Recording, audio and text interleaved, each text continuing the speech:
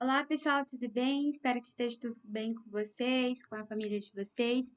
Essa é a nossa aula de número 20. Eu sou a professora Juliana Freitas e hoje a gente vai continuar falando das orações subordinadas, porém, das orações subordinadas adverbiais.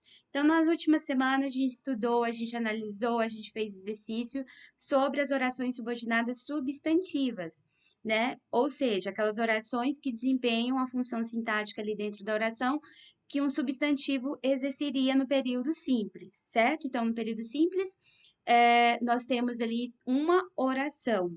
No período composto, eu tenho mais de uma oração.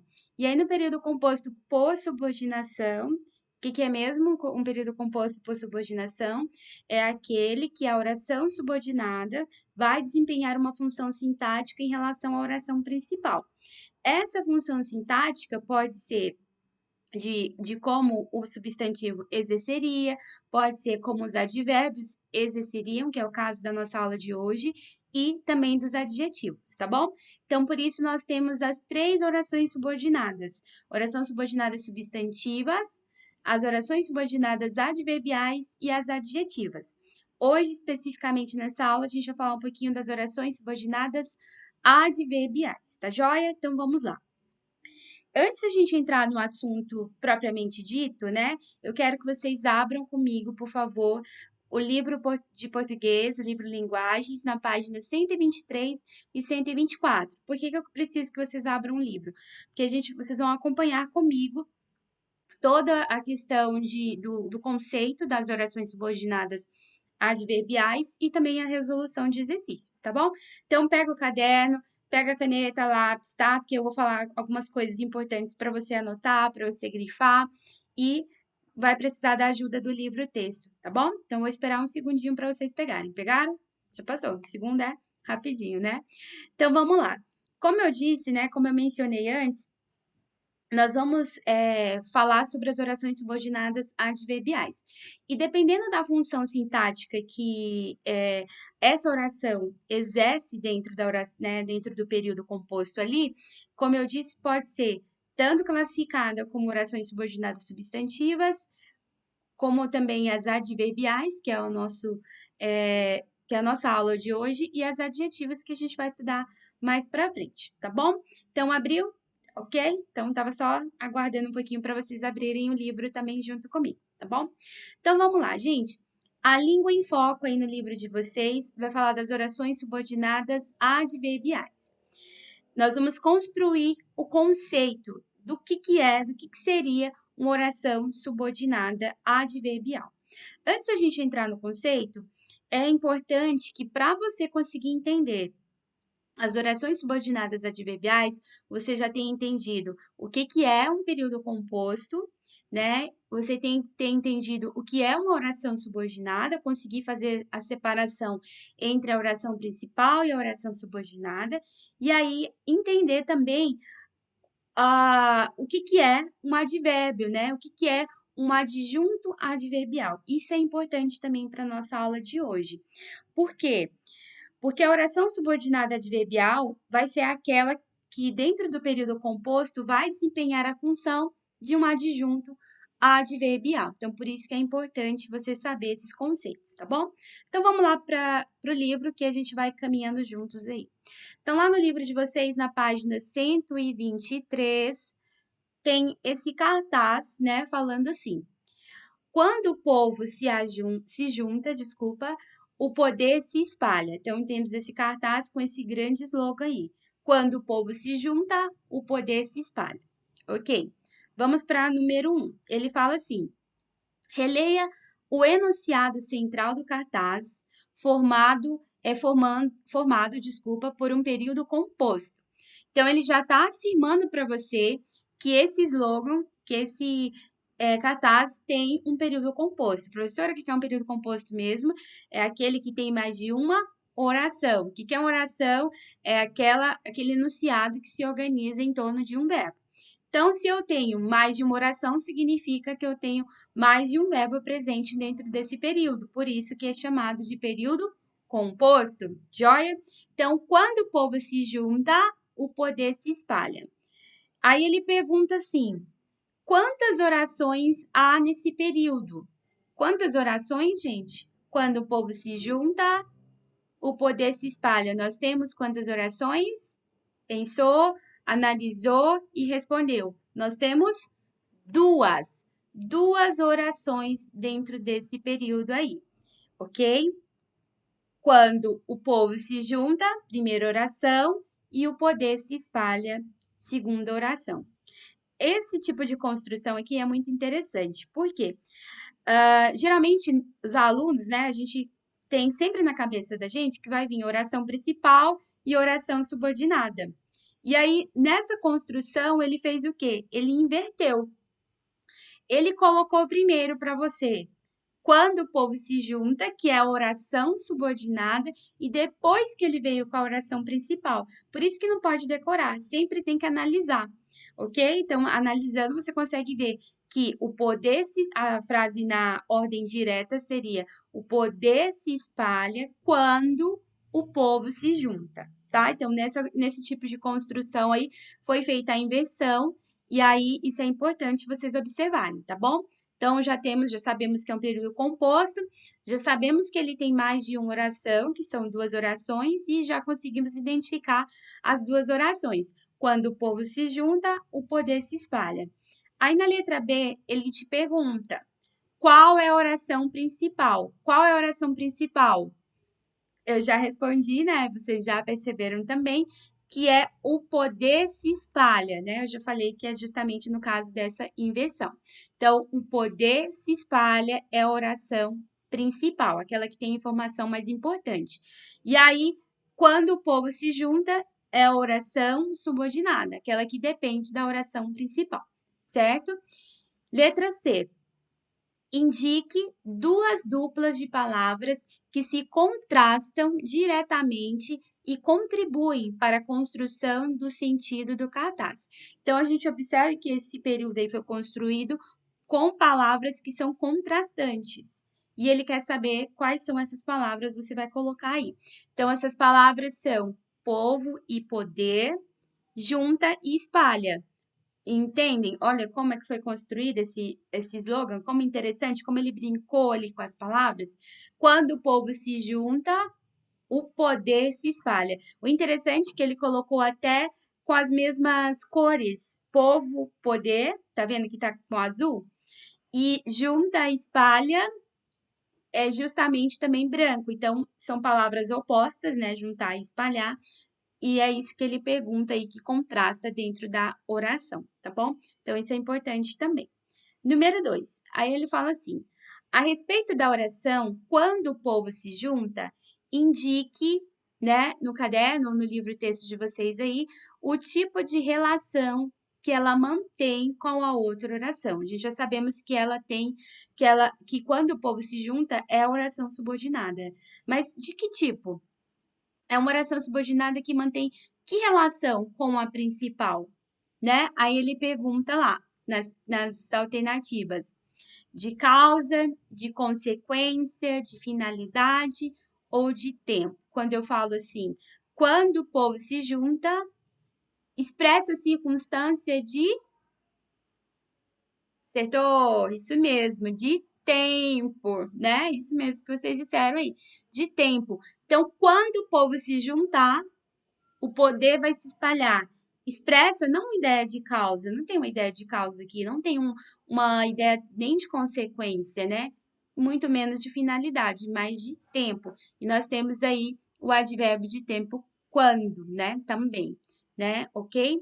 E na número 3, ele fala assim: relacione esse enunciado central aos elementos não verbais e ao texto inferior, desculpa. Aí ele fala assim, letra A, interprete.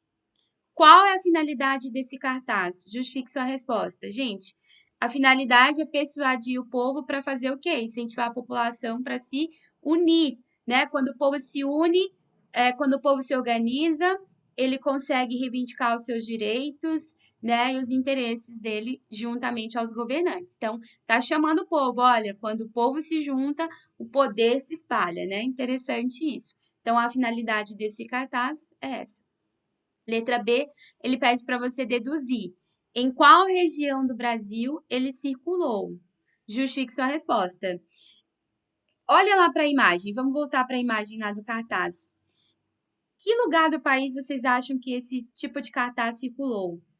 Ele circulou provavelmente no Nordeste, né? No nosso Nordeste aí. Por quê? Como é que eu sei? Justamente pelos elementos que ele colocou aí com essas figuras, né? Então a gente tem tipo um cacto azul que lembra a região seca, a região do Nordeste. Também esse tipo de cartaz, ele lembra um pouquinho das xilografuras, que são aquelas que são feitas as literaturas de cordel. Então, também lembra isso. Então, por isso, a gente pode deduzir que aonde circulou esse cartaz foi nessa região, tá joia? Então, é uma dedução, certo? É isso mesmo, né? Então, aqui no Nordeste, o que se pode deduzir pelas flores, pelos desenhos e folhagens típicas dessa região, bem como a xilografura, que é aquela técnica, né, de ilustrar a literatura de cordel. E a literatura de cordel é muito presente, muito forte também no Nordeste brasileiro, tá bom? Professora, por que antes da explicação veio o exercício? Gente, justamente para relembrar na cabeça de vocês o que era período, o que era oração, né? Quais são as orações, oração principal e a oração subordinada, fazer essa separação. Então, para isso que veio o exercício primeiramente, tá bom? Então, agora a gente vai conceituar. Conceituando, então, aí, conforme você pôde observar, o enunciado central do cartaz é formado por duas orações. Quando o povo se junta, o poder se espalha. Uma delas indica a circunstância de tempo relacionada ao verbo da oração principal. O verbo da oração principal é espalhar. Só vai se espalhar quando se juntar. Então, esse quando está dando circunstância, está modificando o verbo da oração principal. Então, por isso que ele está exercendo um papel que normalmente cabe aos advérbios e também que cabe dentro do período simples a um adjunto adverbial, ok? Dentro da oração subordinada, ele passa, então, a exercer essa função de oração subordinada adverbial, tá bom? Então, vamos lá. Simultaneamente, quase não sai, né? A união do povo, o poder se espalha. Esse tipo de construção aí seria num período simples, porque eu só tenho o verbo da oração principal aí, né? Esse simultaneamente a união do povo é uma locução adverbial de tempo. Locução adverbial porque tem mais de uma palavra com um sentido, né, de advérbio, então por isso locução adverbial, e de tempo porque dá essa ideia de tempo, expressa essa circunstância de tempo, simultaneamente, né, a gente lembra essa questão de tempo. Já no segundo período aí, ele fala assim: quando o povo se junta, o poder se espalha, né? Então aqui nós temos a oração subordinada primeiro, que é uma oração subordinada adverbial temporal. Então, quando ela expressa a circunstância de tempo, ela recebe esse nome de temporal, tá bom? Porque ela exerce, sintaticamente, ela exerce essa função de advérbio de tempo, vamos dizer assim, tá bom? E aí, o poder se espalha é a minha oração principal. E aí, lembrando sempre que esse tipo de construção pode ocorrer nas provas, tá, gente? Justamente de inverter, né? A gente não ficar sempre oração principal, oração subordinada, oração principal, não. Pode também acontecer de forma inversa, tá bom? Então, em relação à oração, o povo se junta, note que, então a gente vai anotar duas coisas. A primeira, que ela desempenha em relação ao verbo da oração principal uma função semelhante à dos advérbios. Indica quando é circunstância de tempo, o poder se espalha. E a segunda coisa que nós vamos notar é que ela está sintaticamente subordinada à oração principal, desempenhando um papel equivalente ao de adjunto adverbial do verbo da oração principal. Por isso, é chamada de oração subordinada adverbial, tá? Então, ela recebe esse nome por isso, porque ela desempenha um papel equivalente ao adjunto adverbial dentro da oração, tá bom? E aí vem com a conclusão, que é a definição, o conceito de oração subordinada adverbial. Se você está aí com seu livro, grifa, que é importante isso. Então, qual é o conceito, qual é o que a gente chega de conclusão em relação a isso, que é a oração subordinada adverbial, é aquela que tem valor de advérbio ou de locução adverbial e exerce, em relação ao verbo da oração principal, a função de adjunto adverbial. Então, ela sempre vai exercer, em relação à oração principal, a função sintática de um adjunto, tá bom? Então, isso é importante, tá joia? Então, vamos passar. Então, o que são as orações subordinadas adverbiais? As orações subordinadas adverbiais são as orações que acompanham o verbo da oração principal, caracterizando e modificando o seu sentido. Por sempre acompanhar um verbo, dizemos que essas orações exercem a função de adjunto adverbial, tá bom? Então, essa parte é muito importante que vocês entendam, tá? Vou mostrar agora na prática. Então, olha só. Na época da seca, muitos animais morrem, né? Então, todo esse período aí, toda essa oração é a oração principal, né? Então, muitos animais morrem, né? Oração principal. Mas eles morrem por quê? Porque ficam famintos. Então, essa parte aí, porque ficam famintos, é a oração subordinada adverbial. Como assim, professora? Entendem que essa expressão toda, essa oração inteira, ela está vinculada, ela está modificando o verbo morrer, né? Ela está dando a razão, a causa, por que esses animais morrem. Então, ela está exercendo sintaticamente aqui a função de oração subordinada adverbial, né? Está desempenhando aquele papel que geralmente quem desempenharia seria um adjunto adverbial no período simples, tá?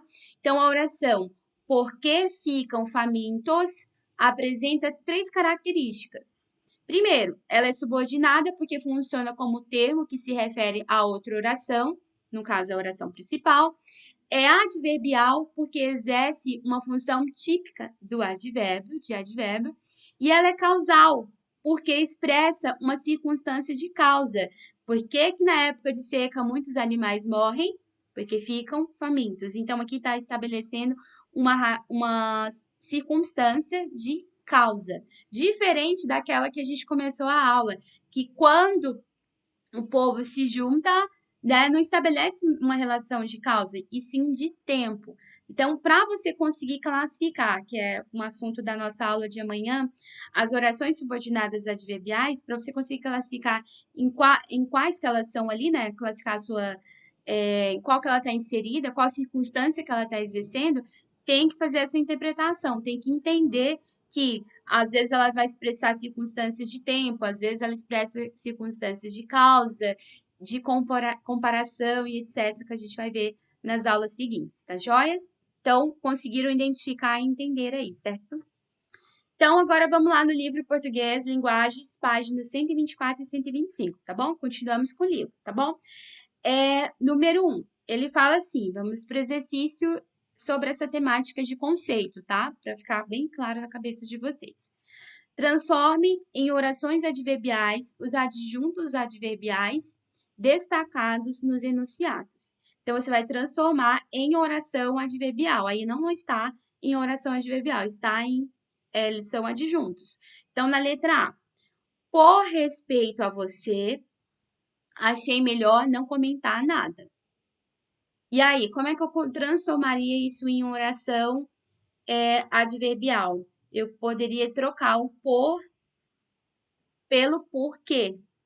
Porque respeito você, aí já transformei em uma oração adverbial, tá bom? Então, olha lá. Esta tarde, comprei uns ingredientes especiais para o jantar, né? Ok, para o jantar aí. Como é que eu transformo isso em oração adverbial? Eu posso trocar o para por para fazer o, né? Então, para fazer. Porque eu preciso aqui ter um verbo, né? Para poder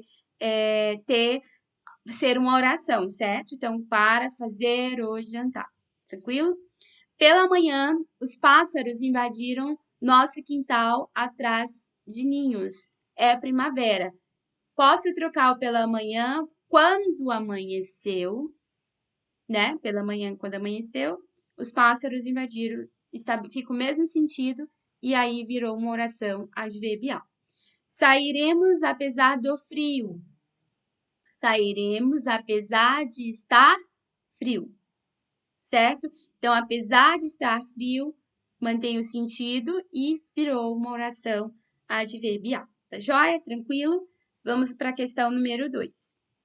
Leia os poemas a seguir de Paula Pimenta. Então, o primeiro poema, nós temos um poema aí que trabalha muito também com a linguagem não verbal, que é o visual aí, né? Então, ele fala assim, trânsito. Enquanto o trânsito me para, eu paro o trânsito de pensamentos para pensar em você, né? Então, temos aí. E o segundo poema é Vício, o nome do poema é Vício. E ele fala assim, antes eu só imaginava como seria esse momento, mas a realidade superou. Foi ainda mais do que eu sonhava. Parece até que foi mágica. As mãos dadas, sincronia inesperada, química não disfarçada. E foi tudo tão perfeito que me deixou viciada. Então, pertence ao livro Confissão, né? O poema aí da Paula Pimenta. Vamos para questões. Ele fala assim: 2. Relacione os poemas aos seus respectivos títulos e às imagens que o acompanham. Letra A. Quais são os dois sentidos da palavra trânsito no primeiro poema? Né? Então, quais são os dois sentidos? Primeiro, o título, trânsito, e depois ela fala assim, enquanto o trânsito me para, né?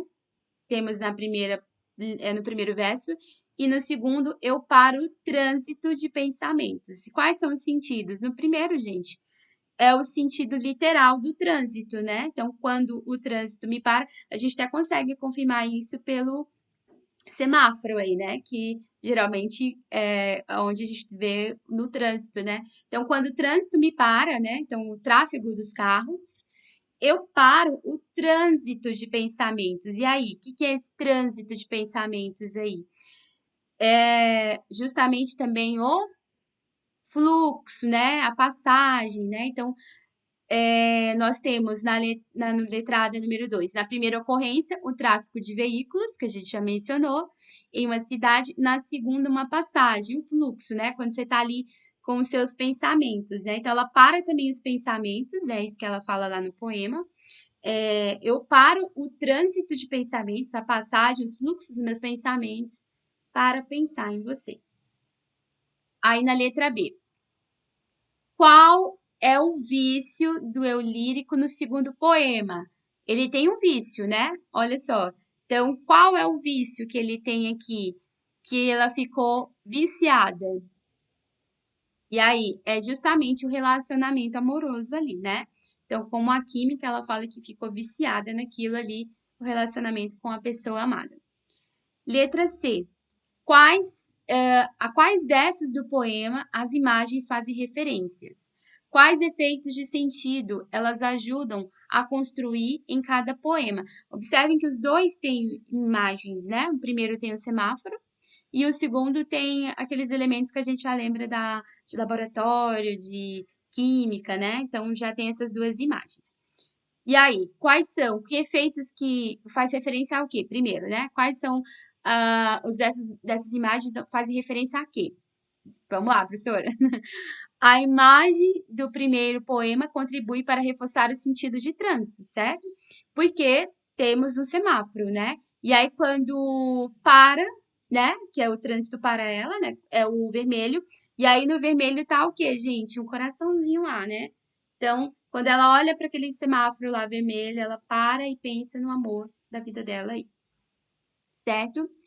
Já né? Então, já no segundo, a imagem do segundo faz referência justamente ao termo química, laboratório e ao que ela tá viciada, tá? No vício de amor que ela tem. Justamente isso, tá joia? Número 3. O primeiro poema é construído em torno de duas orações subordinadas adverbiais e uma oração principal, né? Qual é a oração principal? Então, é no primeiro poema, né? Eu paro o trânsito de pensamentos. Enquanto o trânsito me para, não é a oração principal. A oração principal é eu paro o trânsito de pensamentos, né? Então, essa é a oração principal. Letra B. Identifique as orações subordinadas e indique o sentido que cada uma delas expressa em relação ao fato mencionado na oração principal. Vamos lá conferir? Enquanto o trânsito me para, é justamente a oração subordinada. E para pensar em você também, tá? Então, esses dois, vamos voltar lá na imagem, esses dois aí, enquanto esse em vermelho, o primeiro verso, e o terceiro verso para pensar em você, certo? Então, são essas duas orações subordinadas. Elas têm, respectivamente, os sentidos de tempo e de finalidade. Como assim, professora? Sentido de tempo. Eu paro o trânsito de pensamentos, ou enquanto o trânsito me para, esse enquanto tá dando ideia de tempo, né? Então, enquanto que eu tô lá parada, eu paro o trânsito de pensamentos para alguma coisa, para pensar em você. Então, esse enquanto expressa a ideia de tempo, enquanto o trânsito me para, e tem uma razão, tem um motivo, tem uma finalidade. A finalidade era para pensar em você, ok? Então, respectivamente, tem esses dois sentidos, tranquilo? Então, é possível que você observe isso com a questão, tá bom? E aí, vamos para a questão número 4. Releia os seguintes períodos extraídos do segundo poema. Foi ainda mais do que eu sonhava. E foi tudo tão perfeito que me deixou viciada. Letra A. Levante hipóteses, né? A gente pede para você levantar uma hipótese. O que foi mais do que o lírico sonhava? Foi perfeito e o deixou viciado. O encontro, né? Com um amor, com certeza, né? Que ele se viciou tanto que ele estava querendo mais encontros, né? Ali do relacionamento amoroso. B. Quantas orações há em cada um dos períodos?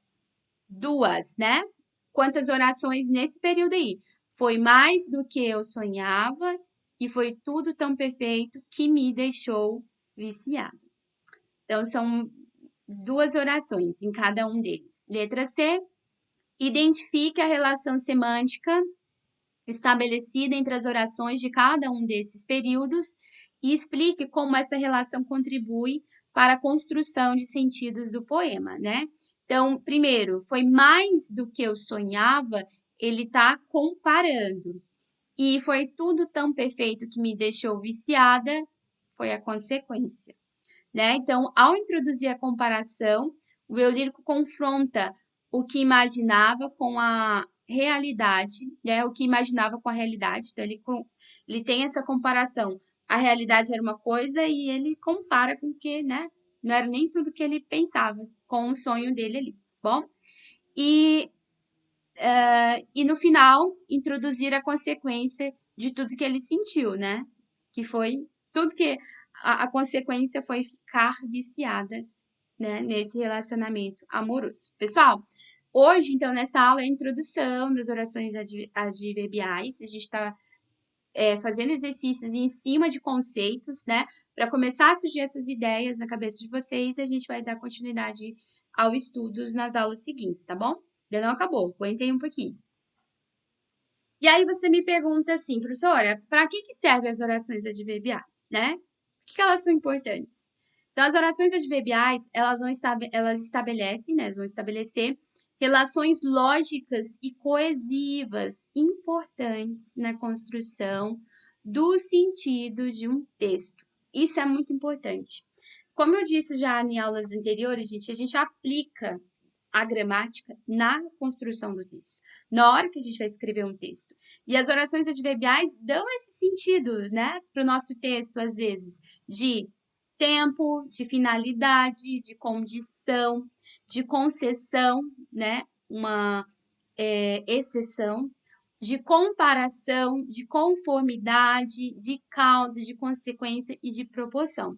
Com isso, a gente classifica, né, quando a gente começar na aula de amanhã, classificar as orações subordinadas adverbiais, são 9, né? Lembra que lá na oração subordinada substantiva são 6, né? Então, são aqueles papéis que o substantivo vai desempenhar dentro da oração simples, aí vira na oração subordinada também, né? Então, ele desempenha a função de um sujeito e tal, a gente viu isso na aula passada.